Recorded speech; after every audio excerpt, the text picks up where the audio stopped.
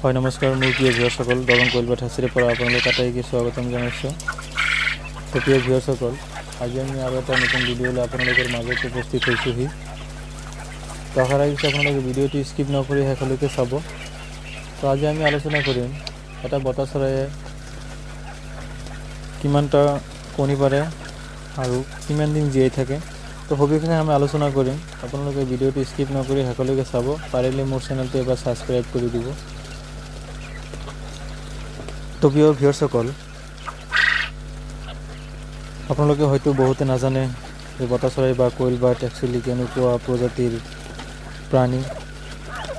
তো আপোনালোকে ইউটিউবত কিজানি আগে পিছে চাই আছে যে বটাচৰাই বা কোইল বাৰ্ড একচুৱেলি লাভজনক ব্যৱসায় যদি আপুনি কৰিব পাৰে, কিয়নো ইয়াৰ আধাৰ পানী বহুত কম বুলিয়ে ক'ব পাৰি।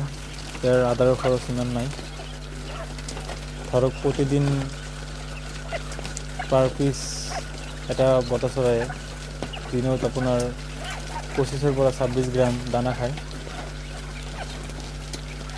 মই ভাবোঁ ইয়াৰ চাৰিওফালে খৰচটো কম, কিয়নো বস্তু হিচাপে আপোনাৰ ইনকামটো বেছি দিয়ে আৰু অলপ জাগাত আপুনি বেছিকৈ পুহিব পাৰিব।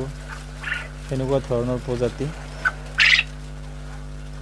আৰু একচুৱেলি এইটো আপোনাৰ ডুবাই জাত নহয়, এইটো আপোনাৰ জাপানিজ জাতৰ। এইটো একচুৱেলি আমি জাপানিজ কোইল বাৰ্ড বুলি কওঁ, কিছুমানে বটাচৰাই বুলি কয়। আমাৰ অসমত আমি সচৰাচৰ এক বটাচৰাই বুলি চিনি পাওঁ। আৰু যিবোৰ বাহিৰা অঞ্চলত অথবা বাংলাদেশ, মেঘালয়, বিভিন্ন জেগাত বিভিন্ন ধৰণৰ ইয়াক নামকাৰি মাতে। কিছুমানে বটেৰা বুলি কয়, কিছুমানে কোইল পাখি বুলি কয়, কিছুমানে কোইল বাৰ্ড বুলি কয়। কিন্তু একচুৱেলি আমাৰ অসমত আমি এক বটাচৰাই বুলিয়ে কওঁ। তো প্ৰিয় ভিউৱাৰসকল, তো আহক আমি মূল কথালৈ উভতি আহোঁ। তো একচুৱেলি এটা বটাচৰায়ে কেইটা পৰ্যন্ত কণী পাৰে। তো প্ৰিয় ভিউৱাৰসকল, আমি সচৰাচৰ ক'বলৈ গ'লে বটাচৰাই বা কোইল বাৰ্ড আপোনাৰ 40-42 দিন বয়সৰ পৰা আপোনাৰ কণী পৰা আৰম্ভ কৰে। ই কণ্টিনিউ 14 মাহ পৰ্যন্ত কণী পাৰে।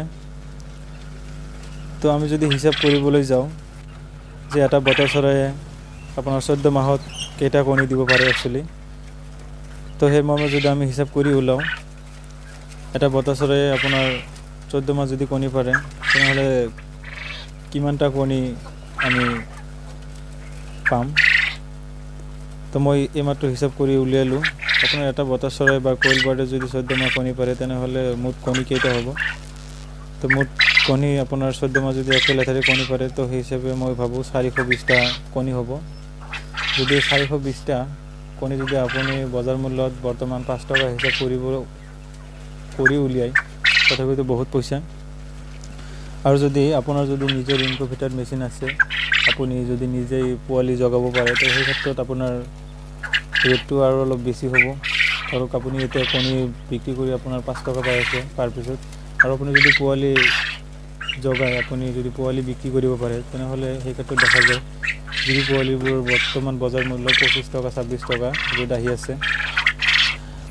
আৰু যদি আপুনি 10 দিন বা 15 দিনীয়া বয়সৰ যদি পোৱালি আপুনি হেচিং কৰি যদি বিকিবলৈ যায়, তেনেহ'লে সেই ক্ষেত্ৰত মূল্যত আপোনাৰ বজাৰ মূল্যত পোৱালিৰ দামটো আৰু অকণমান বেছি পাব।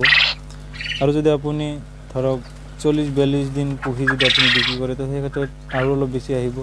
তো মই ভাবোঁ বটাচৰাই বা কোইল বাৰ্ড অতি লাভজনক ব্যৱসায়, কিয়নো আধাৰৰ তুলনাত আপোনাৰ বহুত খৰচো এক কম লাগে।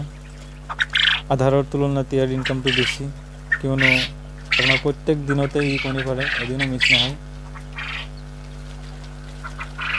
আপোনাৰ যেতিয়া নেকি এটা বটাচৰাই আপোনাৰ 14 মাহ কণী পাৰিব, আৰু ইয়াতছে আকৌ আপোনাৰ কি লাগে। মই ভাবোঁ বহুত কণী দিয়ে।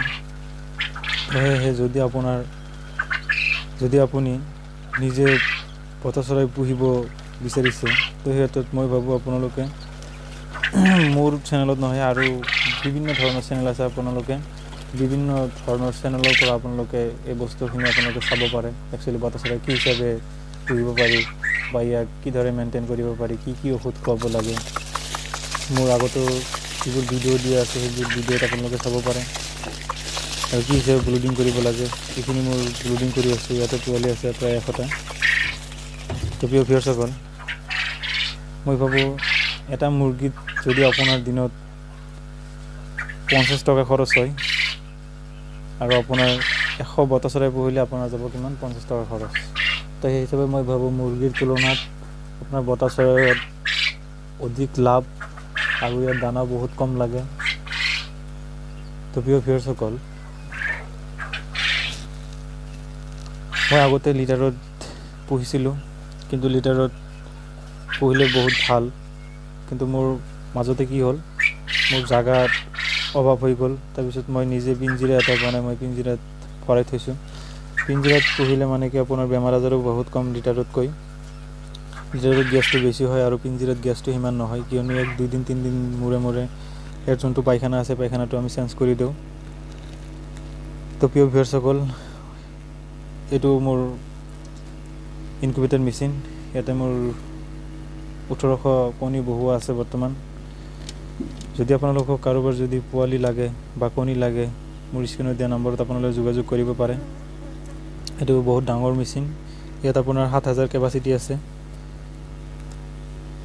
আপোনাৰ বৰ্তমান শীতকালত 18 দিন সময় লাগে বতাচৰাইৰ কণীৰ পৰা পোৱালি ওলাওঁতে। গৰমত সিমান দিন নালাগে, গৰমত আপোনাৰ 16 দিনতে হেচিং হৈ যায়। কিন্তু ঠাণ্ডাত অকণমান দেৰি হয়, কিয়নো যোনটো আপোনাৰ ইনকিউবেটৰ যোনটো আপোনাৰ তাপ আছে সেই তাপটো ঠাণ্ডাত অকণমান নিয়ন্ত্ৰণ হয়, সেয়েহে আপোনাৰ 18 দিন লাগি যায়। তো মই ভাবোঁ 18 দিন আৰু 16 দিন বৰ বেছি ডিফাৰেঞ্চ নহয়। তো প্ৰিয় ভিউৱাৰ্ছসকল, যদি আপোনালোকৰ কাৰোবাৰ যদি পোৱালি লাগে বা বতাচৰাই লাগে বা জিৰো পোৱালি লাগে, মোৰ স্ক্ৰীণত দিয়া নম্বৰত আপোনালোকে যোগাযোগ কৰিব। আৰু যদি মোৰ ভিডিঅ'টো চাই যদি আপোনালোকৰ ভাল লাগে তেনেহ'লে মোৰ চেনেলটো এবাৰ ছাবস্ক্ৰাইব কৰি দিব। প্ৰিয় ভিউৱাৰ্ছসকল, আপোনালোকক মই শেষত আৰু 2 এষাৰ কথা কওঁ। যদি আপোনালোকে কিবা কৰিম বুলি ভাবি আছে, আপোনালোকে মুৰ্গীৰে হওক বা বতাচৰাইৰে হওক বা হাঁহৰে হওক, যিকোনো ধৰণৰ ফাৰ্ম যদি কৰিব বিচাৰিছে তেনেহ'লে আপোনালোকে বহি থাকি অযথাই সময় নষ্ট কৰি দৰকাৰ নাই। তো আহক আমি একেলগে আমাৰ অসমখনক উন্নতৰ দিশে আমি আগবাঢ়ি লৈ যাওঁ। তো আজিলৈ ইমানেই। জয় আই অসম, জয় হিন্দ, খুদা হাফেজ।